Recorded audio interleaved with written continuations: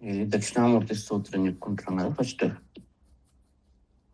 మొదటిది అయిపోయింది. రెండవ శ్లోకం.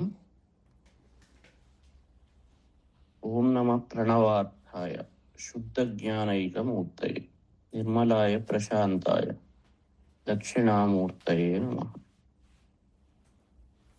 ఓం నమ ప్రణవార్థాయ.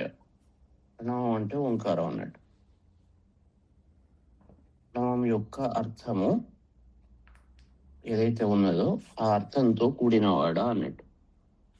ఓం నమ ప్రణవార్థాయ చతుర్థి ఏకవచనం. ఇవన్నీ నమః, స్వస్తి, స్వాహ ఇవన్నీ ఉన్నప్పుడు చతుర్థి ఏకవచనంలో చెప్పాలి. ఓం నమ ప్రణవార్థాయ అంటే ఓంకార స్వరూపునివి అన్నట్టు. ఓంకార వాచ్యునివి. ఓమిత్యేకాక్షరం బ్రహ్మ. ఓం తత్సత్. అట్లా ఓంకారంతో సూచింపబడేవాడు. ఓం ఓం నమ ప్రణవార్థాయ శుద్ధ జ్ఞానైకమూర్తయే. శుద్ధ జ్ఞానం ఏదైతే ఉన్నదో, జ్ఞానం అనేది శుద్ధ స్వరూపంలో కేవల జ్ఞానం అన్నట్టు. కేవల జ్ఞాన స్వరూపంలో ఉండే నీ మూర్తి ఎలాంటిది అంటే శుద్ధ జ్ఞానము, కేవల జ్ఞాన స్వరూపంలో ఉండేది. నిర్మలాయ అంటే మలము లేని తత్వము. అజ్ఞానం మళ్ళీ మలంతో ఆవరించి ఉంటే, ఏదో స్వార్థంతో నిండి ఉంటే అది మలంతో. అదేంది డబ్బుల కోసం, దేనికోసం, వేరే దానికోసం, వేరే ఎజెండా ఉంటే అదంతా మలంతో కూడింది. కానీ దక్షిణామూర్తి తత్వము నిర్మలాయ, ఎలాంటి మలంతో కూడనిది అన్నట్టు. అందుకే శుద్ధ జ్ఞానైకమూర్తయి. అప్పుడే నిర్మలాయ అవుతుంది. నిర్మలాయ ప్రశాంతాయ. అలాంటి స్థితిలోనే ప్రశాంత తత్వం వస్తుంది. ప్రకృష్టమైన శాంతం, ప్రశాంతం. నిర్మలాయ ప్రశాంతాయ దక్షిణామూర్తయే నమః. దక్షిణామూర్తి తత్వము, గురుతత్వం ఎప్పుడైనా కూడా మలము లేకుండా ఉంటుంది. ఇలాంటి దాంట్లో స్వార్థము ఉండదు. స్వార్థం ఉన్నది అంటే అది దాంట్లో డెఫిషియన్సీస్ ఉన్నట్టు. అది ఎందుకంటే గురువు అలాంటి స్థితిలో ఉన్నప్పుడే అజ్ఞానాన్ని దూరం చేయగలుగుతాడు. లేకుంటే కొత్త జ్ఞానాన్ని ఇస్తాడు. అంధేనైవ నియమాన యథాంధాః అని ఫాలో అయ్యే వాళ్ళను తనే అంధుడు ఇంకా వేరే వాళ్ళని ఎట్లా చేస్తాడు. తనే మలంతో ఊడి ఉన్నప్పుడు ఆ చెప్పే విషయము, ఎందుకంటే సత్యం జ్ఞానం అనంతం బ్రహ్మ. దాంట్లో కూడా చెప్తాడు ఇట్లాంటి వాక్కును మనం మాట్లాడాలి. అందరికీ డౌట్ వస్తుంది, ఏది సత్యం, ఏది అసలు సత్యం అంటే ఏది మాట్లాడాలి అని డౌట్ వస్తుంది. భారతంలో ఒక మంచి ఇది ఉన్నది. సత్యస్య వచనం శ్రేయ. సత్యం ఎప్పుడు శ్రేయస్సునిస్తుంది. కఠోపనిషత్తులు కూడా శ్రేయస్సు ప్రేయస్సు అని రెండు ఉంటాయి కదా. ప్రియమైనది శ్రేయస్సునిచ్చేది. సత్యస్య వచనం శ్రేయ. సత్యం జ్ఞానంతో దుష్కరం. కానీ ఏది శ్రేయస్సునిస్తుంది అని ఆ జ్ఞానం ఏదైతే ఉన్నదో అది చాలా దుష్కరం, కఠినమైనది. అది చెప్పడం చాలా కష్టం అన్నట్టు. ఇది గాలవుడు దగ్గరికి నారద మహర్షి దేవర్షి అయిన నారదుడు పోతాడు. పోయినప్పుడు గాలవుడు అడుగుతాడు, ఈ సంసారంలో అన్నిటికన్నా శ్రేయస్సునిచ్చేది ఏంటి అంటే సత్యం. మరి సత్యం అంటే ఏంటి అనగానే చెప్తాడు నారదుడు, సత్యస్య వచనం శ్రేయ. అన్నిటికన్నా గొప్ప వ్రతం సత్యవచనం, సత్య వాక్కు. కానీ ఏది సత్యం? సత్యం అంటే ఉన్నది ఉన్నట్టు చెప్పింది మాట్లాడుడా అంటే కాదు. సత్య జ్ఞానంతో దుష్కరం, అది చాలా కష్టం. ఏంటి చెప్పు. భూతహితం అత్యంతం. అందరికీ పరమార్థం వైపు పట్టుకపోయే వాక్యం ఏదైతే ఉంటుందో, సర్వభూతాలకు హితం చేకూర్చేదిలా ఉండాలి. ఏతత్ సత్యం బ్రవీమ్యహం. అదే నా దృష్టిలో సత్యం అని నారదుడు చెప్తాడు అన్నట్టు. అన్ని భూతాలకు హితకరమైనదే సత్యం. ఆ సత్యము జ్ఞానం అట్లా ఉండేవాడు నిర్మలుడు. ఇప్పుడు ఫర్ ఎగ్జాంపుల్ ఏదో చెప్పాం మనం, ఫలానా దగ్గరికి పోతే నీకు అన్ని పాపాలు పోతాయి అని చెప్పాం. అనగానే కథ అందరు దాని వెంబడి పడతారు. ఇది సర్వభూత హితమా అనేది ఆలోచించాలి. అప్పుడు ఆ వాక్కు కరెక్టా కాదా? సత్యమా అసత్యమా? అంధకారమా లేదా ప్రకాశమా అనేది తెలుస్తుంది అన్నట్టు. ప్రతి మాటలో ఈ పని ఎటువైపు పట్టుకపోతున్నది మనల్ని? శ్రేయస్సు వైపా ప్రేయస్సు వైపా? అజ్ఞానం వైపా ప్రకాశం వైపా? మరి ఇట్లా చేస్తే, ఈ పని చేస్తే, అందరు ఈ పని చేస్తే లేదా ఈ వైపుకు అందరు పోతే ఇలా ఉంటది. నేను పోయి ఆ స్టెప్స్ తీసుకొని ఉంటే ఏం జరుగుతుంది? ఇవన్నీ ఆలోచించాలి. అందుకే సర్వభూత హితం, అత్యంతమైన సర్వభూత హితం. అందరినీ పరమార్థం వైపు పట్టుకపోయి ఏ స్టెప్ అయినా కూడా అది సత్యం. చాలా సింపుల్ డెఫినేషన్. మనం ఆలోచించుకోవాలి అప్పుడు. అందరినీ పరమార్థం వైపు వాళ్ళను పట్టుకపోతుందా మనం చెప్పే మాట, మనం ఇచ్చే గైడెన్స్ అటువైపు పట్టుకపోతుందా? అప్పుడే అది సత్యం. అది అన్ని వ్రతాల కన్నా శ్రేష్టం. మహానారాయణంలో కూడా అనేకమైన విషయాలు చెప్పాడు. తపస్సు, సత్యం, దానం, ఇవి వీటిలన్నీ దమం, శమం అన్నిట్లలో సత్యం గొప్పది. కానీ సత్యం అంటే ఏమిటి అంటే ఇది సర్వభూతహితం అత్యంతం. ఒక్కొక్కసారి అబద్ధాలు ఆవిడే సర్వభూతహితం. అట్లా చేసినప్పుడు అది వేయాలి. అది సత్యం అనేది చెప్తున్నాడు. గైడెన్స్ అనేది ఇట్లా ఉండాలి. అది దక్షిణామూర్తి తత్వం. నిర్మలం అంటే గురుతత్వం. దక్షిణామూర్తి అంటే ఇక్కడ గురుతత్వం అన్నట్టు. దక్షిణామూర్తి వేరు, మళ్ళీ హయగ్రీవుడు వేరు, ఇట్లా అని కాదు. ఇక్కడ ఉన్నా కూడా గురుతత్వం అనేది ఆ రకంగా ఉండాలి. ఇప్పుడు సార్ అట్లనే ఉండేది. ప్రతిది ఏది చేసినా కూడా వాడిని పరమార్థం వైపు నడిపించేలాగా గైడెన్స్ అనేది ఎట్లా ఉండాలంటే అట్లా ఉండాలి. పుట్టినా కూడా అట్లనే ఉండాలి, పొగిడినా అట్లనే ఉండాలి. ఏ పని చేసినా కూడా ఆ గైడెన్స్, యాక్షన్. అంటే సత్యం అంటే ఓన్లీ వాక్కు అనే కాదు, వాక్కుతో చేసేదే అని కాదు. ప్రతి యాక్షన్, ఆ డైరెక్షన్ అనేది ఆ అంధకారం నుంచి ప్రకాశం వైపు పట్టుకుపోయేదానిలాగా ఉండాలి. అప్పుడే నిర్మలం అవుతాడు.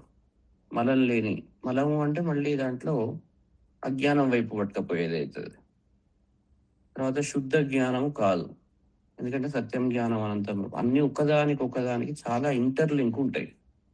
అందుకే తెలియకుండా మార్కెట్ మీద పడితే, మార్కెట్ అంటే తెలియకుండా గైడెన్స్ ఇస్తే అది చాలా దెబ్బతీస్తుంది. అందుకే చాలా ఓపికగా మనలో ఉన్న వాటిని కడుక్కోవాలి.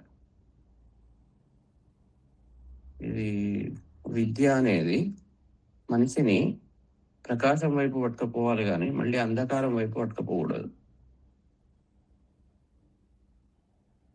ఈ గురుతత్వం ఫస్ట్ అది తెలియకుండా, గురుతత్వం తెలియకుండా విద్యలోకి ఎంటర్ కావద్దు. ఇప్పుడు మనకి 11 అధ్యాయాలు అయిపోయినాయి.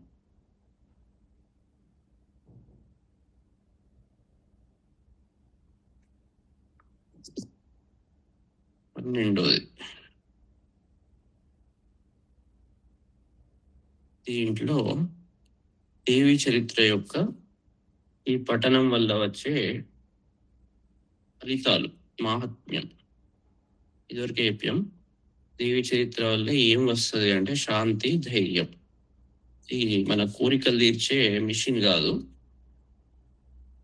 మనం ఇంతకుముందు చెప్పినట్టు ప్రశాంతాయ, అతను ప్రశాంత తత్వంలో ఉంటాడు కాబట్టి మనకు కూడా ప్రశాంత తత్వాన్ని ఇవ్వడానికే ప్రయత్నిస్తాడు. అందుకే శాంతి సత్వగుణ ప్రధానం.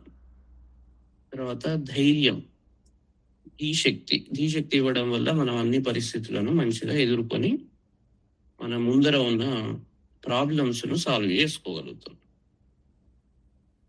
అదే ఎప్పుడు చెప్తున్నాడు, ఏభిస్తవైశ్చ, దేవి చెప్తున్నది. దేవి వాచ్ ఏభిస్తవైశ్చ మాం నిత్యం స్తోష్యతే యః సమాహితః తస్యాహం సకలాం బాధాం నాశయిష్యామ్య సంశయం. ఏభిస్తవై, ఈ స్తోత్రముల చేత అంటే ఈ మంత్రముల చేత అన్నట్టు. మాం నిత్యం, నన్ను నిత్యం అంటే రోజు అంటే ఎల్లప్పుడు అన్నట్టు ఇక్కడ అర్థం. నిత్యము అంటే ఎల్లప్పుడు. స్తోష్యతే యః సమాహితః, ఎవరైతే నన్ను నిత్యం ఎల్లప్పుడూ ఈ యొక్క స్తోత్రములతో సమాహిత మనస్కుడై, అంటే మంచి ఏకాగ్రతతో, ఏకాగ్ర చిత్తముతో ఎవరైతే నన్ను స్తోష్యతే స్తుతిస్తాడో, అంటే స్తుతించుడు అంటే పట్టుకొని ఉండడం అన్నట్టు. ఈ విషయాలను ఆలోచించి తనలో జీర్ణం చేసుకుంటాడో, ఎల్లప్పుడూ స్మరణ చేస్తూ ఈ మాటలు వింటూ, ఆ స్తోత్రాలు వినుకుంటూ, అంటే ఈ కంటిన్యూస్ ప్రాసెస్ అన్నట్టు. ఆ విషయాలను వింటూ, తర్వాత వాటిని మథనం చేస్తూ, అంటే ఆలోచిస్తూ, అర్థం చేసుకొని, మంచిగా జీర్ణింపజేసుకొని ఎవరైతే పెట్టుకుంటారో, తస్యాహం సకలాం బాధాం నాశయిష్యామి అసంశయం. తస్య సకలాం బాధాం, అతని యొక్క అన్ని బాధలను, బాధలు దేని వల్ల వస్తుంది అంటే అజ్ఞానం వల్ల వస్తాయి. బాధలు అనగానే ఇక మనకున్న కోరికలన్నీ తీర్చుడు అని కాదు ఇక్కడ అర్థం. కష్టంలో ఉన్నప్పుడు, అజ్ఞానంలో ఉన్నప్పుడు బాధలు వస్తాయి. జ్ఞానికి భయం అనేది ఉండదు. అంటే మంచిగా తెలిసినవాడు, ధైర్యంగా ఉన్నవాడు ప్రతి ప్రాబ్లంను ధైర్యంగా ఎదుర్కొంటాడు. సకల బాధ నాశయిష్యామి అసంశయం. ఇక దీంట్లో మళ్ళీ అనుమానం లేదు, దీంట్లో ఏమాత్రం అనుమానం లేదు. వాళ్లను ఆ అన్ని బాధలను అయితే ఇక్కడ సమాహిత, ఆ టర్మ్స్ చదివా కదా సార్, మరి నాకు ఇంకా రాలేదు అంటే సమాహిత, ఏకాగ్రతతో చదవాలి. తర్వాత ఆ ఏకాగ్రత కండిషన్స్ చూసుకోవాలి మనం, ఒకటి దాన్ని పట్టుకోకూడదు. ఆ కండిషన్స్ ఏం చెప్పాడు ఋషి? ఎప్పుడు పదాలతో ఏది అబద్ధం చెప్పాడు, ఆ పదాలను మంచిగా అర్థం చేసుకోవాలి. ఏకాగ్రత, ఒకటే అగ్రత, మనస్సు స్థిర చిత్తంతో ఎప్పుడైతే మనం ఆ పని చేస్తామో అప్పుడు మనకు ఆ ధైర్యం వస్తుంది. ఏకాగ్రత వచ్చిందంటే మనం ఏ పనైనా సక్సెస్ఫుల్గా చేయవచ్చు, దాన్ని తట్టుకోగలుగుతాం. నేను అన్ని బాధలను అసంశయంగా, దీంట్లో సందేహం లేదు, నిస్సంశయంగా నేను దాన్ని, అన్ని బాధలను హరించి వేస్తాను. అంటే శాంతిని, ధైర్యాన్ని నేను ప్రసాదిస్తాను. పరీక్షలో ఏ క్వశ్చన్స్ ఇచ్చినా మనం ధైర్యంగా సాల్వ్ చేయొచ్చు. అక్కడ క్వశ్చన్ పేపర్కు ఆన్సర్ ఏంది దొంగతనంగా ఇచ్చుడు కాదు కదా. ప్రాబ్లం రాగానే దాని నుంచి తప్పించుకోవడం కాదు, ప్రాబ్లంను ఫేస్ చేసే ధైర్యం ఇవ్వాలి, ఫేస్ చేసే స్కిల్ కావాలి. మనం ఇలాంటి ప్రాబ్లం ఫేస్ చేసే స్కిల్ కావాలి. కానీ పరీక్షలు ఈ క్వశ్చన్ పేపర్ రాగానే దేవి దీనికి ఆన్సర్ ఏంది అనగానే ఆ కీ ఇస్తుందా, అట్లా కాదు. దాన్ని ఎట్లా సాల్వ్ చేయాలనో ఆ తెలివి, ధైర్యం అవ్విస్తుంది. అది అర్థం చేసుకోవాలి. లేకుంటే ప్రతి జీవితంలో వచ్చే ప్రతి సమస్యను మనం ఎదుర్కోకుండా భయంతో వెనుకపోతుంటాం. అందుకే ఒక్కొక్కటి చెప్తున్నాడు. ఎట్లా నాశేషం మధుకైటభ నాశంచ మహిషాసుర ఘాతనం కీర్తయిష్యంతి ఏ తద్వత్ వధం శుంభ నిశుంభయో. ఈ సర్వబాధం అంటే ఏంది? ఆ బాధలు అంటే మధుకైటభ నాశం అంటే ఒకటి అలసత్వం, రెండు కోరికలు. మధు అంటే అలసత్వం, కైటభుడు కోరికలు, మహిషాసుర ఘాతనం అహంకారం, తర్వాత శుంభ నిశుంభులు అంటే జ్ఞానానికి అవరోధాలు అనేటివి. అన్ని నాకే కావాలి, నేను అనే అన్ని నాకే నాకే నాకే అనే ఒక భావనలు. కీర్తయిష్యంతి ఏ తద్వత్ అంటే ఎవరైతే వీటిని కీర్తిస్తారో వాళ్లకు అన్నట్టు, వాళ్లకు సర్వబాధం అది అక్కడ చూసుకోవాలి. కీర్తయిష్యంతి ఏ తద్వత్ ఎప్పుడు చేయాలి? టైం ఏంటి అంటే స్పెషల్ డేస్, అష్టమ్యాం చ చతుర్దశ్యాం నవమ్యాం చైకచేతస శ్రోష్యంతి చైవ ఏ భక్త్య మమ మాహాత్మ్యం ఉత్తమం. ఒకటి అష్టమి, తర్వాత రెండు చతుర్దశి, తర్వాత నవమి. వీటిల్లో ఏకచేతస అంటే ఏకాగ్ర చిత్తంతో అన్నట్టు. ఈ రోజుల్లో ఏకాగ్ర చిత్తంతో ఎవరైతే శ్రోష్యంతి యహ భక్త్యా, యహ ఎవడైతే భక్తితో మమ మాహాత్మ్యం ఉత్తమం, నా యొక్క ఉత్తమమైన ఈ మహిమను ఎవరైతే శ్రోష్యంతి అంటే వింటారో, పారాయణం చేస్తారో, శ్రవణం చేస్తారో అంటే ఎవరైతే పారాయణము వినడము చేస్తారో, నతేషాం దుష్కృతం కించిత్ దుష్కృతోత్త దుష్కృతోత్త నచాపద భవిష్యతి న దారిద్ర్యం న చైవేష్ట వియోజనం. అంటే అతనికి తేషాం దుష్కృతం వానికి కొంచెం కూడా పాపము అనేది అంటదు.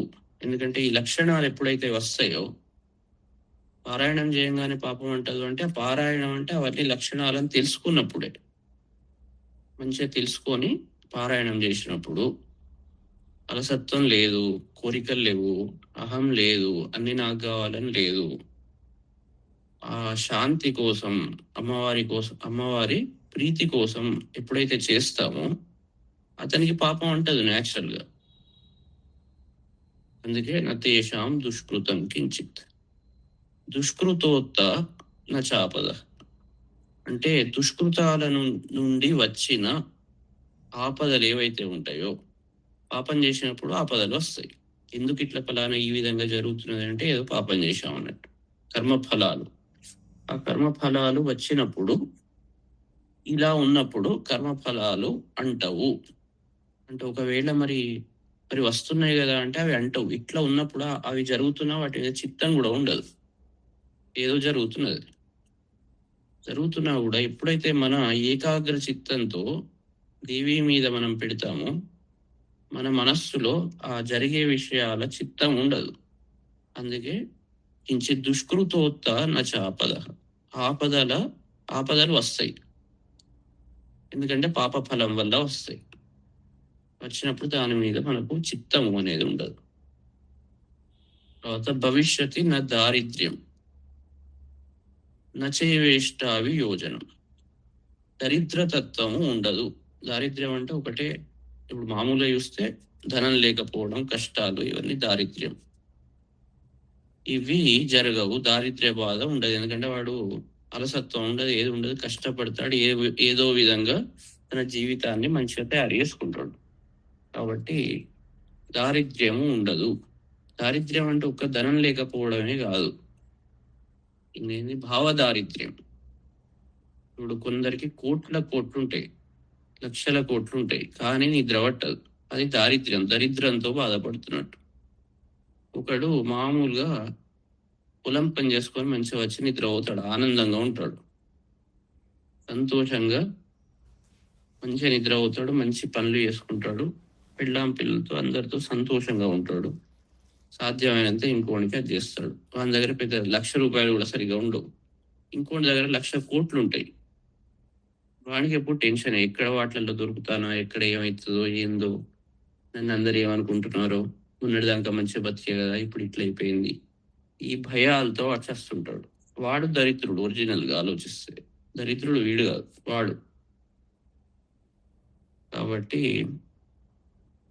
భవిష్యతి నా దారిద్ర్యం నచ ఏవ ఇష్ట వియోజనం అంటే మనకు ఇష్టబంధు వియోగం, మనకు కావలసిన దాని నుంచి వియోగము, దూరం అవ్వడము ఉండదు. ఈ లక్షణాలు ఉన్నప్పుడు ఫిజికల్ లెవెల్లో ఇష్టమైన వాళ్ళు దగ్గర ఉంటారు మనం చేసే పనుల ద్వారా. అహంకారం ఉంటే దగ్గర వాళ్ళు కూడా దూరం అవుతారు. లేదా వేరే అలసత్వం వల్ల, వీటి వల్ల, తర్వాత అన్ని నాకు కావాలి అని ఓవర్ అది చేస్తే దగ్గర వాళ్ళు దూరం అవుతారు. వాళ్ళ హృదయాల్లో మనం ఉండం. ఈ లక్షణాలు ఎప్పుడైతే చండీ సప్తశతిలో పైన చెప్పిన రాక్షసులందరూ మనలోంచి పోయినప్పుడు, అప్పుడు చాలా జీవితం అందంగా ఉంటుంది. ఇష్ట వియోజనము జరగదు. భక్తులు మనతోనే ఉంటారు. మనతోటే ఉంటారంటే దాన్ని అర్థం చేసుకోవాలి. మనతో ఉండడం అంటే వాళ్ళు ఎప్పుడు వాళ్ళ హృదయాల్లో మనం ఉంటాము అన్నట్టు. అన్ని భావాలను బాగా అర్థం ఒకటి ఫిజికల్, అది కూడా ఉంటుంది. రెండవది ఇది, 2 యాంగిల్స్ లో ఆలోచించాలి. శత్రుతో నా భయం తస్య దస్యుతో వా నా రాజత వానికి శత్రు భయము ఉండదు. ఎందుకంటే వాడు ఎవరిని ద్వేషించడు కాబట్టి. అజాత శత్రువు అవుతాడు. ఈ లక్షణాలు ఎప్పుడైతే వస్తాయో, చండీ సప్తశతిలో చెప్పబడిన రాక్షసులందరూ మన లోపల నుంచి వెళ్ళిపోయినప్పుడు వాడు అజాత శత్రువు అవుతాడు. కాబట్టి శత్రు భయం ఉండదు. మీకు వాడు శత్రువు అనుకుంటే భయం వస్తుంది. నాకు ఎవరు శత్రువు లేడు అనుకున్నప్పుడు భయం అనేది ఉండనే ఉండదు. మనం అనుకున్నప్పుడే స్టార్ట్ అవుతుంది. ఒకటి బయట నుంచి. 2 లోపలి శత్రువుల భయం ఉండదు. ఎందుకంటే ఈ చెప్పిన రాక్షసులందరూ లోపలి శత్రువులు వీళ్ళు. వాళ్ళను నాశనం చేస్తుంది కాబట్టి శత్రు భయము ఉండదు. తర్వాత దస్యుతోవా అంటే దొంగల భయం ఉండదు. దొంగలు ఏం చేస్తారు? ఉన్న వాటిని ఎత్తుకపోతారు. కాబట్టి మన లక్షణాలు, మంచి దివ్య లక్షణాలు వచ్చినప్పుడు పోవడానికి ఏమీ ఉండదు. వాటిని మంచిగా రక్షించుకుంటాం. మంచి లక్షణాలు. రాజు వల్ల భయం ఉండదు. వాడు తప్పుడు పనులు చేస్తే కదా రాజు వల్ల భయం ఉండేది. వాడు మంచిగా కూర్చున్నాక మంచి పనులు చేసినప్పుడు రాజు వల్ల ఎందుకు భయం ఉంటుంది? కరప్షన్ అవి ఇవి చేస్తే వీడు ఎక్కడ పట్టుబడతాడో ఏందో ఈ భయం మొదలవుతుంది. అధికారం పోయినప్పుడు, అధికారం ఉన్నప్పుడు అన్నీ చేస్తాడు. మళ్ళీ అధికారం పోగానే మళ్ళీ ఎక్కడ దొరుకుతామో ఏందో వాడికి రోజు నిద్ర పట్టదు కదా. ఇవన్నీ చాలా ఇంటర్లింక్డ్. మనం అర్థం చేసుకోకుండా దాన్ని మన ఇంటర్ప్రిటేషన్స్ మనం చేసుకోవద్దు. ఎప్పుడైతే మనం సరిగ్గా ఉంటామో రాజభయం ఉండదు. రాజభయం ఎప్పుడు ఉంటుంది అంటే వస్తువుల మీద మనకు మోహం ఉన్నప్పుడు, తర్వాత ఇట్లా అధర్మంగా సంపాదన చేసినప్పుడు రాజభయం ఉంటుంది. తర్వాత శస్త్రానల తర్వాత ఇల్లీగల్ యాక్టివిటీస్ చేసినప్పుడు, మనం అన్ని ప్రాపర్గా చేసినప్పుడు ప్రేమతో, తర్వాత ధర్మయుక్తంగా, ఏదైతే అన్యాయంగా ఇతరుల డబ్బు అవి తీసుకోనప్పుడు ఇక్కడ ఈ భయాలు అనేటివి ఉండవు. నశస్త్ర అనల తోయౌఘ, నశస్త్రానల తోయౌఘ అంటే శస్త్రాలతో కానీ, తర్వాత అగ్ని, శస్త్రాలంటే ఆయుధాలు అన్నట్టు, ఆయుధాల వల్ల కానీ, అగ్ని వల్ల కానీ, తోయం అంటే జల సముదాయం వల్ల కానీ, వీటి దేని వల్ల కానీ కదాచిత్ సంభవిష్యతి కదాచిత్ సంభవిష్యతి, వీటి వల్ల, ఈ చెప్పిన వీటి వల్ల కూడా భయము అనేది జరగదు. నభివేది కదాచనేది.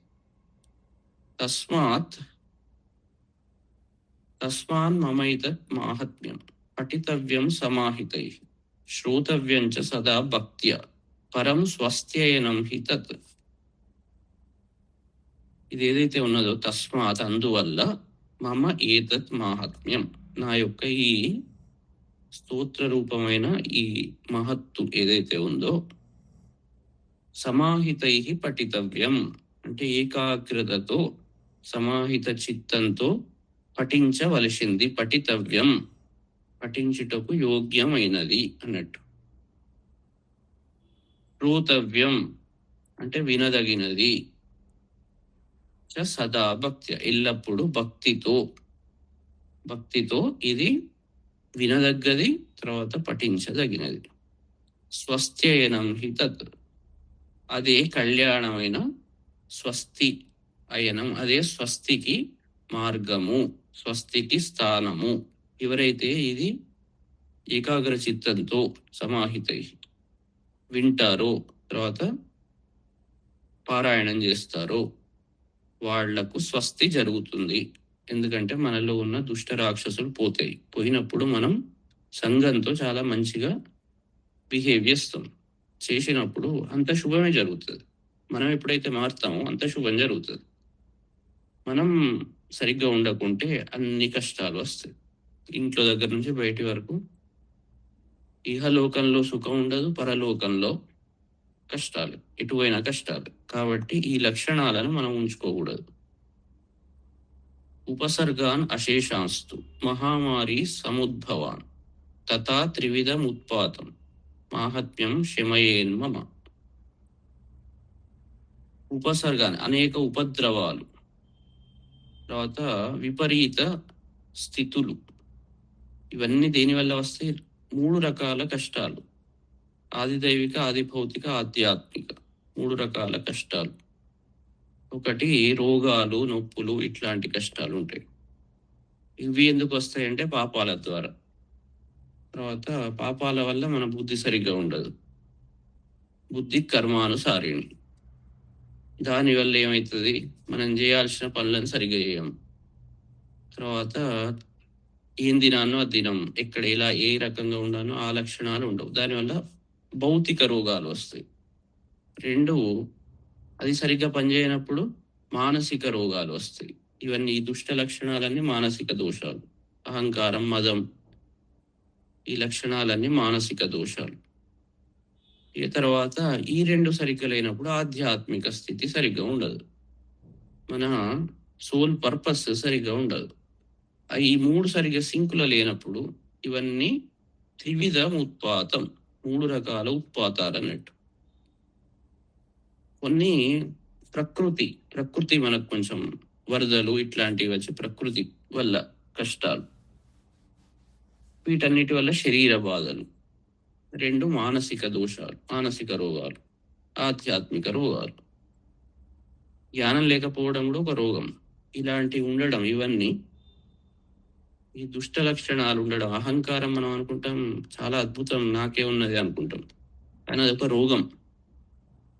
రోగం అనేది మనకు అర్థం కాదన్నట్టు. అయితే తదా త్రివిధం ఉత్పాతం మాహాత్మ్యం శమయేన్ మమ. మమ ఈ త్రివిధ ఉత్పాతం, ఇది ఏవైతే ఉన్నాయో ఉత్పాతాలు, ఈ మహిమ ఏదైతే ఉందో దేవి మహిమ ద్వారా శమయేత్ అంటే శాంతిస్తుంది. ఎత్రైతత్ పఠ్యతే సమ్యక్ నిత్యం ఆయతనే మమ సదా న తద్విమోక్ష్యామి సాన్నిధ్యం తత్ర మే స్థితం. ఎత్ర ఏతత్ పఠ్యతే, ఎక్కడనైతే ఈ స్తోత్రము పారాయణం జరుగుతుందో, సమ్యక్ అంటే మంచిగా, నిత్యం ఎల్లప్పుడూ, ఆయతనే మమ అది ఎప్పుడైతే జరుగుతుందో, ఆయతనము అంటే స్థానము అన్నట్టు. ఆ స్థానంలో ఎక్కడనైతే, ఏ స్థానంలో ఎప్పుడైతే మంచిగా పారాయణం జరుగుతుందో, సదా న తద్విమోక్ష్యామి సాన్నిధ్యం తత్ర మే స్థితం, అక్కడ నేనెప్పుడు ఉంటాను. వాళ్ళ సాన్నిహిత్యాన్ని అంటే వాళ్ళతో ఎప్పుడు కలిసి ఉంటాను. నా యొక్క ఈ లక్షణాలను, నా దివ్య గుణాలను ఎక్కడ కీర్తిస్తారో, ఎక్కడ ఈ పాఠము పారాయణము ఎట్లా ఏకాగ్రతతో జరుగుతుందో అక్కడ నేను ఎప్పుడు ఉంటాను. వాళ్ళని ఎప్పుడు నేను వదిలిపెట్టను. దాంట్లో రాజగుహ్య భగవద్గీతలో ఉంటుంది, యోగక్షేమం వహామ్యహం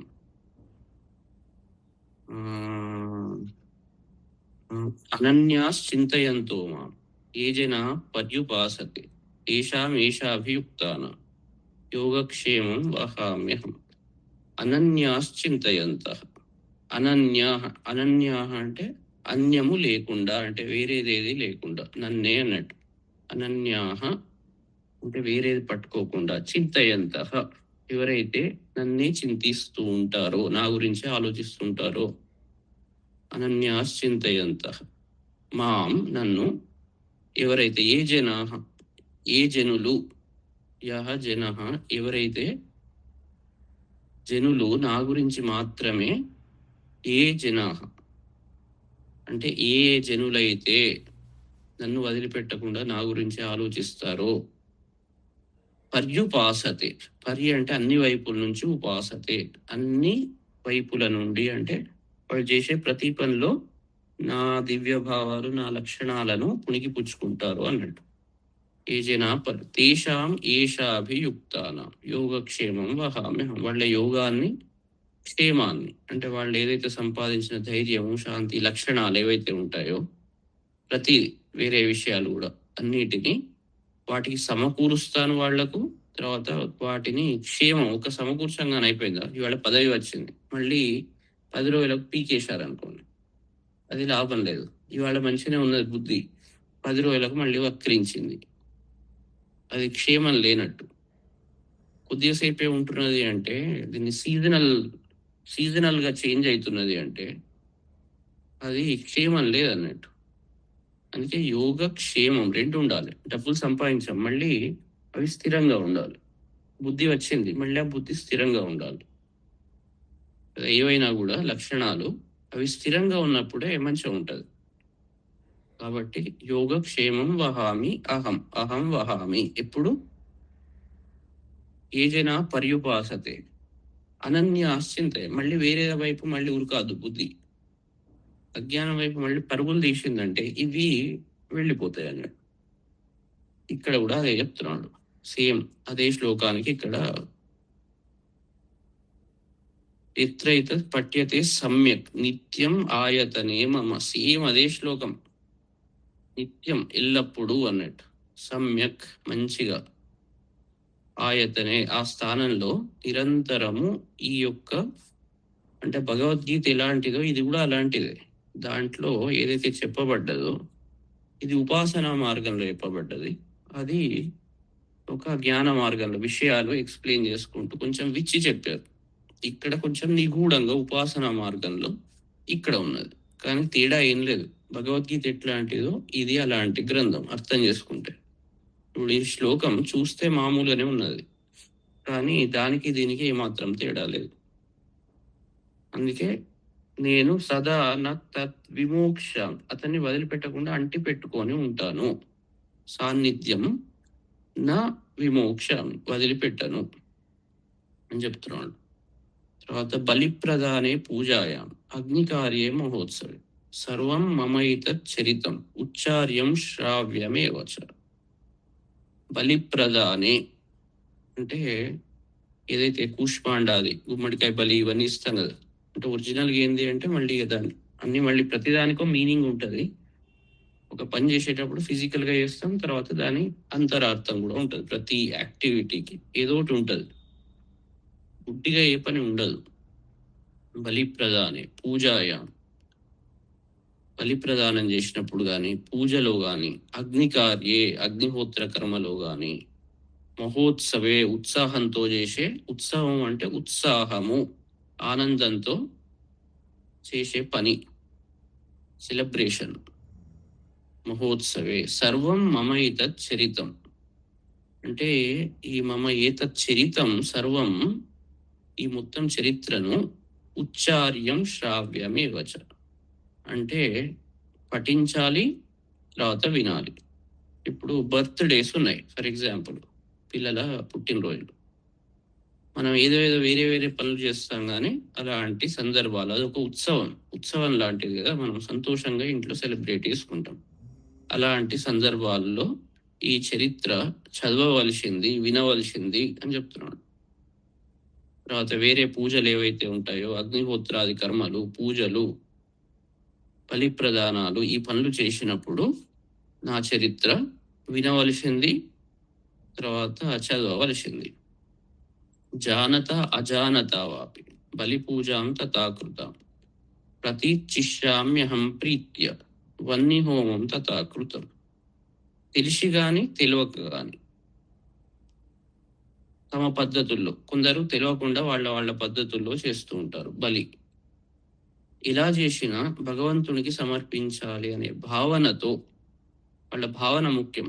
కొన్ని జ్ఞానం ఉండకుండా కూడా చేస్తుంటారు. భావన మంచిగా ఉన్నప్పుడు, ఎందుకంటే అన్నిటికన్నా మూలం అదే, లోపల ఉండే భావన అదే అన్ని డామినేట్ చేస్తుంది. యాక్షన్ కన్నా ఎక్కువ, యాక్షన్ ఏదో పైన అంటే లోపల నుంచి వచ్చేది ఏదైతే ఉంటుందో అసలు ఇంటెన్షన్ అని అంటారు, లోపల ఇంటెన్షన్ అది సరిగ్గా ఉన్నప్పుడు కర్మ తెలిసి గాని తెలియక గాని చేసిన బలి పూజాం తథాకృతం ప్రతీచిష్యామ్యహం ప్రీత్య వన్ని హోమం తథాకృతం. లేదా అదే విధంగా హోమం కూడా చేసినా కూడా ప్రీతితో, ఎవరైతే ఇది ప్రీతితో చేస్తారో చేసినప్పుడు అప్పుడు నేను వాళ్ళను ఏం చేస్తా, ఆనందపడతా దాంతో. వాళ్ళు చేసే పనులతో, ఇలాంటి పనులతో నేను చాలా సంతోషపడతాను. అంటే ప్రేమతో నేను స్వీకరిస్తాను. అహం ప్రీత్య ప్రతీచిష్యామి, యాక్సెప్ట్ చేస్తాను. వాళ్ళు ఇచ్చిన దాన్ని స్వీకరిస్తాను. అంటే ఇది ఒక రకంగా వన్ని హోమం, బలి పూజ. ఈ 2 కర్మలతో ఏంటి అంటే మనం ఎట్లా భావనతో ఇస్తుంటామంటే, మన దగ్గర ఉన్నది నీకు ఇచ్చేస్తున్నాను అనే భావనతో ఎప్పుడైతే ఇస్తున్నామో వాటన్నిటిని నేను ప్రేమతో స్వీకరిస్తాను అని చెప్తున్నాను. శరత్కాలే మహాపూజ క్రియతే యాచ వార్షికి తస్యాం మమైతత్ మాహాత్మ్యం శ్రుత్వా భక్తి సమన్వితః. శరత్కాలే, ప్రతి సంవత్సరంలో శరత్కాలంలో ఏదైతే మనం దేవీ నవరాత్రులు చేసుకుంటామో ఆ సందర్భంలో మహాపూజ క్రియతే. ఆ రోజు ఆ సందర్భంలో చేసే పూజ, మహాపూజ ఏదైతే ఉంటుందో, యాచ వార్షికి అంటే ఈ సంవత్సరం శరత్కాలే వార్షికి పూజ, వార్షికి మహాపూజ క్రియతే. సంవత్సర పూజ ఏదైతే చేస్తామో మనం నవరాత్రులు, తస్యాం దాని యందు మమ ఏతత్ మాహాత్మ్యం, ఈ యొక్క చరిత్రను శ్రుత్వా భక్తి సమన్విత, అంటే భక్తితో, భక్తి సమన్విత, భక్తితో శ్రుత్వా వినిన వారికి సర్వబాధ వినిర్ముక్తు, వాళ్ళ యొక్క అన్ని బాధలు నశింపజేస్తాను, నశింపబడతవి అన్నట్టు. అలాంటి మనుషులకు ఏమవుతుంది, సర్వబాధ వినిర్ముక్త, అన్ని బాధల నుంచి వాళ్ళు విముక్తి చెందుతారు.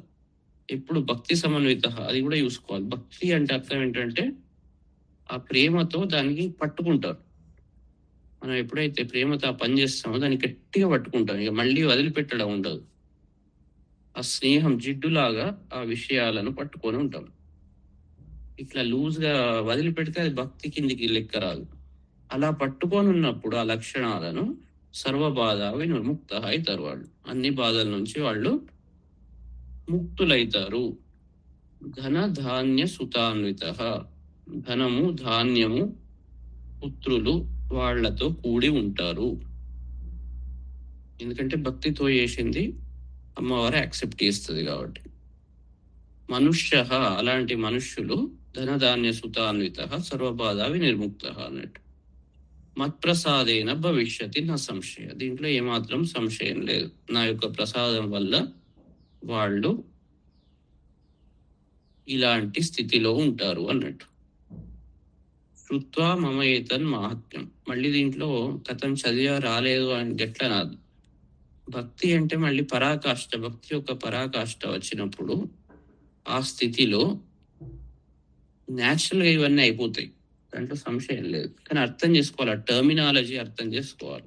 ఏ కాంటెక్స్ట్లో అంటున్నాం, ఏ కాంటెక్స్ట్లో అంటున్నాం అనేది బాగా డీప్గా అర్థం చేసుకోకుండా పైన అంటే ఇది చదివి నాకు ఇవి వస్తులేవు అని అనాదు. అక్కడ మొత్తం చెప్పిన రాక్షసులందరూ పోయినాక మనకు వచ్చే ఈ లక్షణాలు అవి వేరే రేంజ్లో ఉంటాయి. అవి ధనం అనగానే ధనం లెక్క ఏంటి, 1 కోటి, 2 కోట్ల, 10 కోట్ల, 100 కోట్ల, ఇవన్నీ మంచిగా బాగా ఆలోచించాలి. అందుకే ఫస్ట్ దుర్లక్షణాలు, దురాలోచనలను, స్వార్థాన్ని వదిలిపెట్టాలి. వదిలిపెట్టి ఆ లక్షణాలను మంచిగా, ఆ రాక్షసులను సరిగ్గా వింటున్నాము అంటే వినడం ఏదో పనికి చెవులకు చెప్పాం, పని విన్నాం అయిపోయింది కాదు. వాళ్ళందరూ చావాల్సిందే. ఆ దుష్ట రాక్షసులందరూ చచ్చినప్పుడు న్యాచురల్గా వాడికి ఇవన్నీ, వాడు ఆనందంగా ఎక్కడ వేసిన, రోడ్డు మీద పడేసినా కూడా వాడు సంతోషంగా ఉంటాడు. వాడికి నాకు ఏది లేవు అని అనుకోడు, అన్ని ఉన్నాయని అనుకుంటాడు కదా. అట్లా వాటిని తొలగించుకోవాలి. అయితే ఒక్కసారి ఏదైనా కూడా చాలా ఓపిక్గా మనం దాన్ని డైజెస్ట్ చేసుకోవాలి. ఒకటే రోజులో అన్ని డైజెస్ట్ కావు. శ్రుత్వా మమైతత్ మాహాత్మ్యం తథా చోత్పత్తయః శుభాః పరాక్రమంచ యుద్ధేషు జాయతే నిర్భయ పుమాన్. ఇది ఒక కంటిన్యూస్ ప్రాసెస్. అందుకే నిత్యం అని అన్నాడు. ఎల్లప్పుడూ ఈ పని, ఎల్లప్పుడూ ఈ భావాలతో నిరంతరం ఉండాలి. కాలం గురించి ఆలోచించొద్దు. ఎప్పుడు నిరంతరం ఈ పని చేసుకుంటే వాళ్ళు డైలీ యాక్టివిటీ పొద్దున్న లేవగానే ఎట్లయితే స్నానం చేస్తామో, వేరే పనులు చేస్తామో, ఇది కూడా ఈ దైవ ధ్యానము మనం ఎల్లప్పుడూ చేసుకుంటూ పోవాలి. ఎల్లప్పుడూ గురు బోధలు వినుకుంటూ, ఎల్లప్పుడూ మనం ఉపాసన చేసుకుంటూ నిరంతరం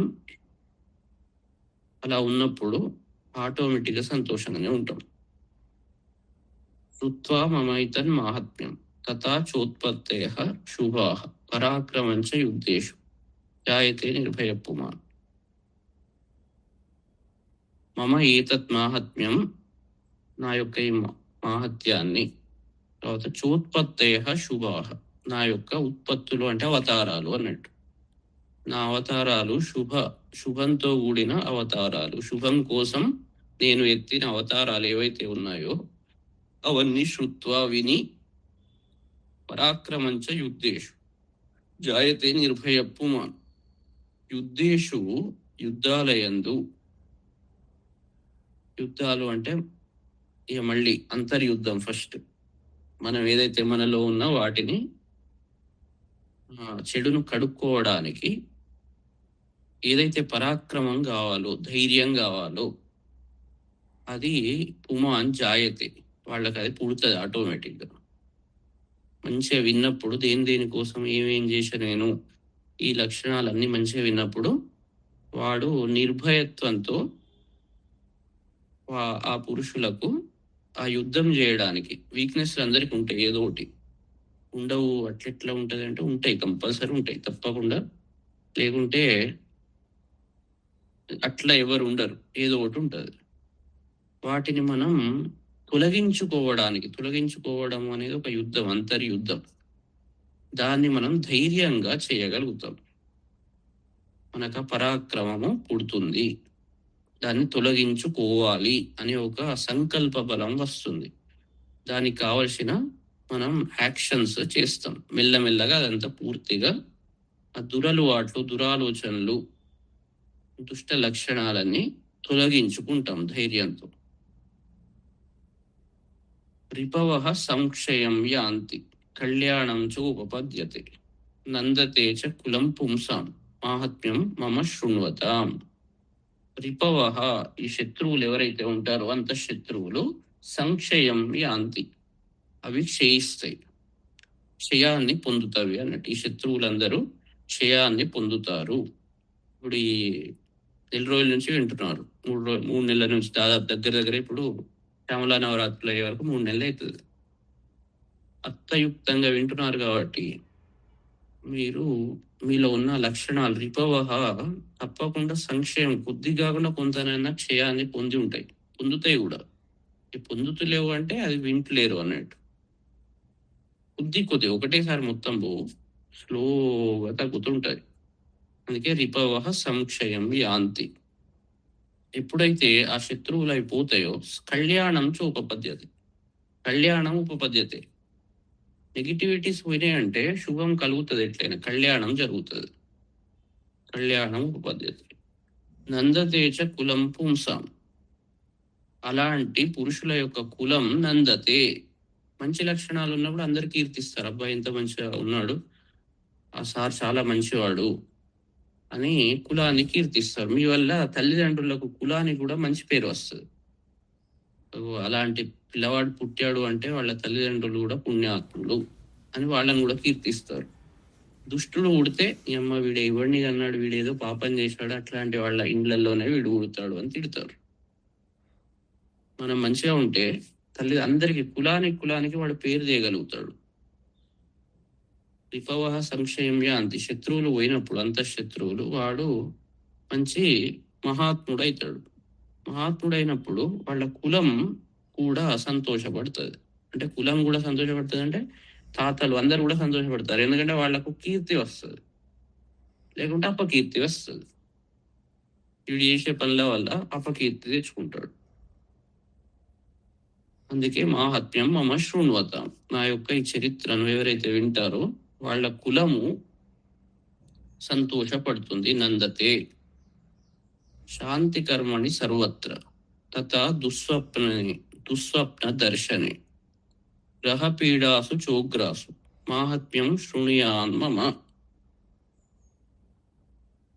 శాంతి కర్మని సర్వత్ర, ఎక్కడెక్కడనైతే శాంతి కర్మలు అవసరం ఉంటాయో, ఇంట్లో ప్రశాంతత ఉండదు, మనసులో ప్రశాంతత ఉండదు, అలాంటి స్థితిలో గురువు ద్వారా విషయం తెలుసుకొని తర్వాత దుస్వప్న దర్శని, దుస్వప్నాలు వచ్చినప్పుడు కూడా అంటే ఒక ఇండికేషన్స్ ఏదో జరగబోతున్నది, సిగ్నల్ అన్నట్టు.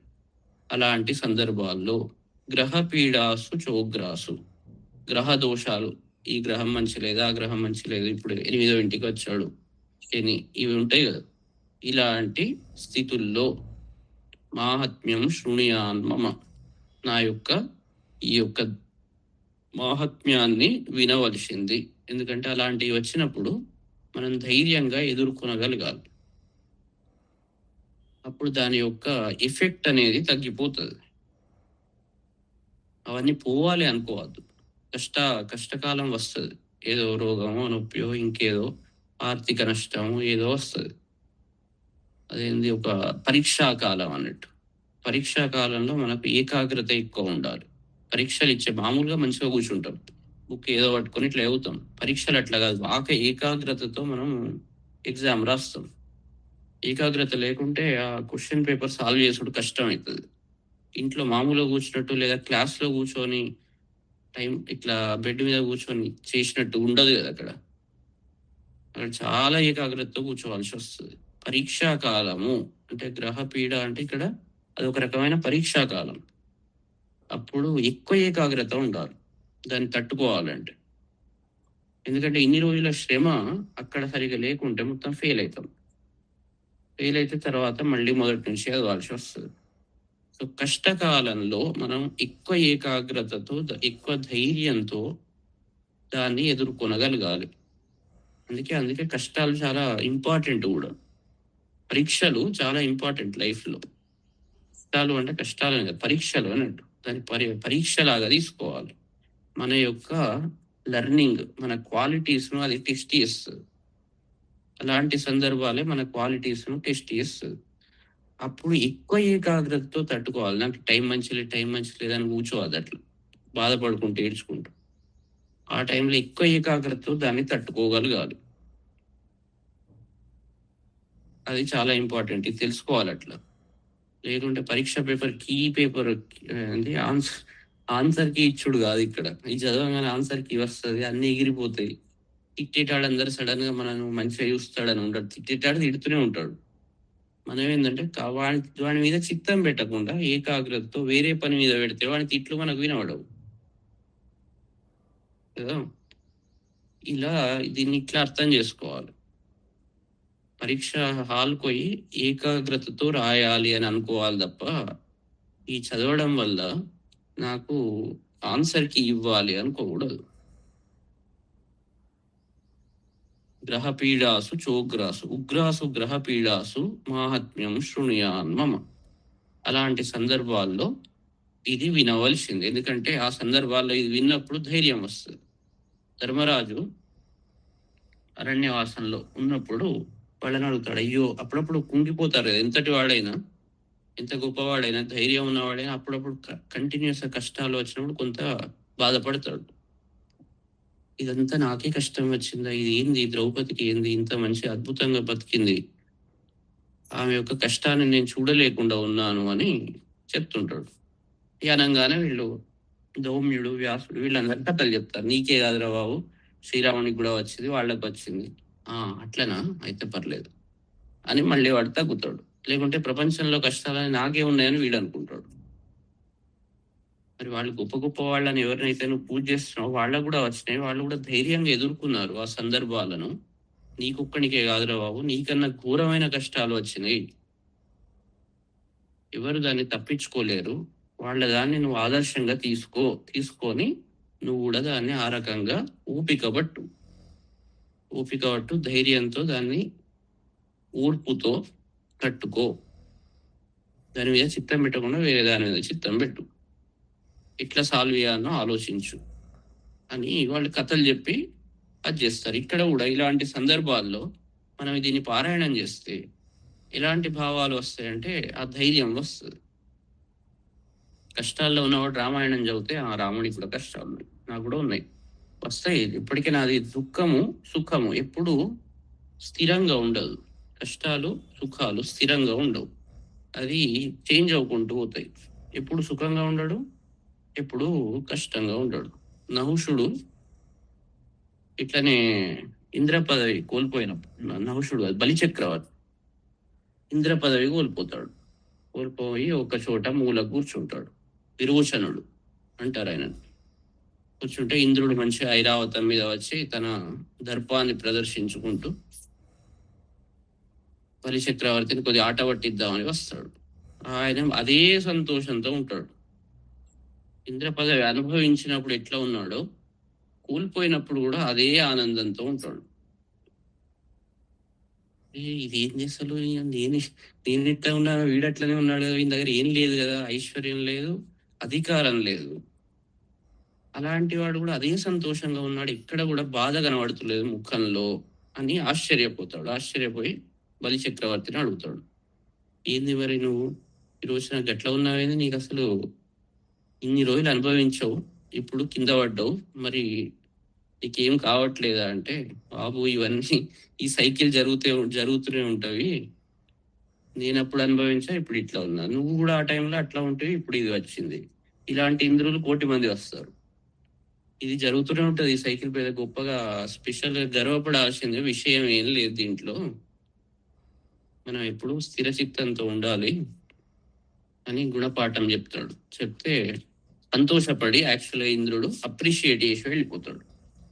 అట్లా కాబట్టి ఇలాంటి సందర్భాల్లో కష్టాలు వచ్చినప్పుడు ఇది చదివితే ధైర్యం వస్తుంది.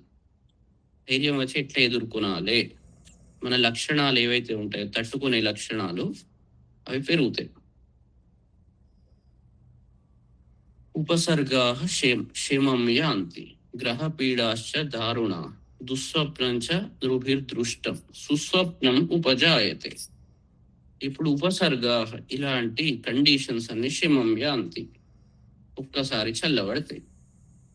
ఇప్పుడు చెప్పి కరెక్ట్ గా అర్థం చేసుకొని చదివితే క్షేమం యాంతి. మళ్ళీ అన్నిటికీ అవన్నీ అప్లై చేసుకోవాలి.